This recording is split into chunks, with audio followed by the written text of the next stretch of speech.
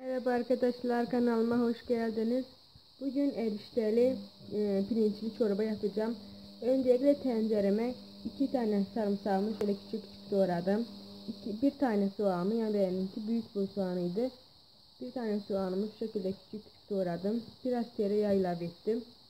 Ve biraz da 3 yemek kaşığı sıvı yağ ilave ettim. Ve şimdi soğanlarım kavrulana kadar kavuracağım. Soğanlarım da kavruldu. Ve şimdi içerisine ben bir tane havuç, 4 tane patates ve bir tane yeşil biber ilave ettim. Hepsini küçük küçük doğradım. Yine de söylüyorum, bir tane havuç, bir tane yeşil biber şekilde ve 4 tane de patates, hepsini doğradım. Ve şimdi havuçlarla biberler biraz yumuşayana kadar kavuracağım.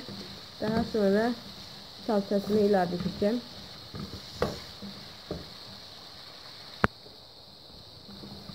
Şimdi içerisine ben 2 dolu yemek kaşığı domates salçası ilave ediyorum. Salçamız kendi doğal ev salçamız, annem yaptı. Ve şimdi biraz daha da kavuracağım.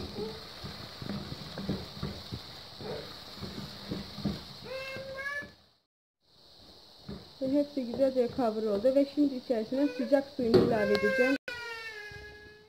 Suyumu da ilave ettim. Ve şimdi tuzunu ilave ediyorum.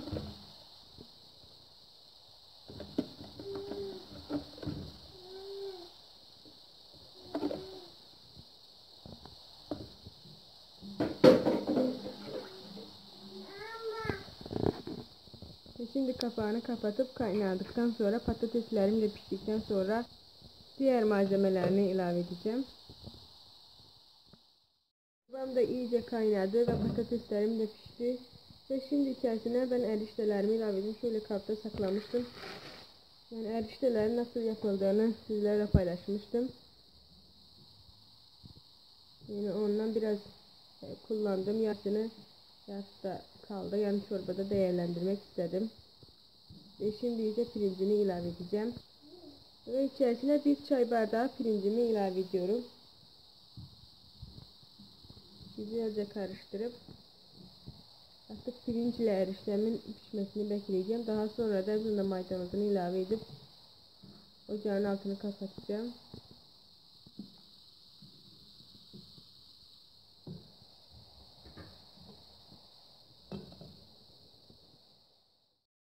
Çorbam da güzelce pişti.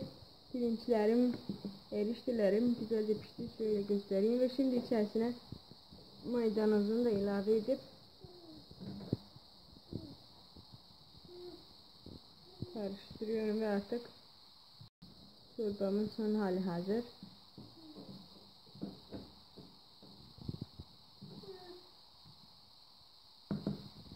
Ve şimdi artık ocağın altını kapatıyorum.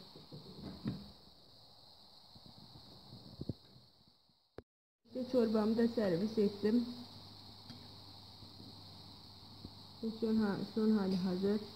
Deneyeceklere şimdiden afiyet olsun. İzlediğiniz için teşekkürler. Kanalıma like atıp abone olmayı unutmayın. Hoşça kalın.